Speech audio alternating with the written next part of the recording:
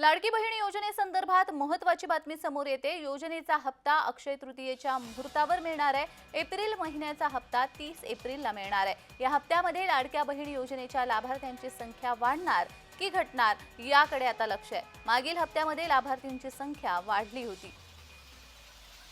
या संदर्भात अधिक माहिती देण्यासाठी आमचे प्रतिनिधी शुभम उमाळे आपल्यासोबत जोडले गेलेले आहेत। शुभम, लाडकी बहीण योजना जेव्हापासून सुरू झालेली आहे तेव्हापासून या संदर्भात विरोधक वेगवेगळ्या वल्गना करत असताना आपल्याला पाहायला मिळतात आणि अशामध्ये आता अजूनही काही वेळा हप्ता दिला जात नाही किंवा लेट होतो। याही वेळी देखील विरोधक आक्रमक होत असल्याचं आपल्याला पाहायला मिळतंय आणि आता जी माहिती समोर येते त्यानुसार हा जो हप्ता आहे तो 30 एप्रिलला अक्षय तृतीयेच्या दिवशी मिळणार असल्याचं समजतं।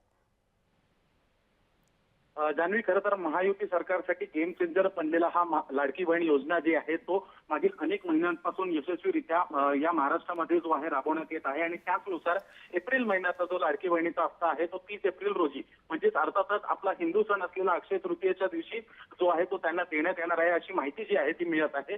आणि त्यामुळे जे आहे लाडक्या बहिणी ज्या आहेत त्या कुठेतरी आता खुश देखील आहेत की त्यांचा हप्ता यावेळेस लवकर येणार आहे। कारण की समजा पाहायला गेलं तर अनेकदा मागील 2 ते 3 महिन्यात विलंब देखील झाला होता आणि 2 ते 3 टप्प्यांमध्ये हे जे लाडके बहिणीचे पैसे जे आहेत ते सरकारकडनं वितरण जे आहे ते करण्यात आलं होतं। मात्र आता असं समजत आहे की 30 एप्रिल रोजी एकाच दिवशी लाडक्या बहिणीचे हप्ते असे जे आहेत ते जमा होणार आहेत। एप्रिल महिन्याचा हा हप्ता असणार आहे। जी जी जी जी जी धन्यवाद शुभम दिलेल्या सविस्तर माहितीसाठी।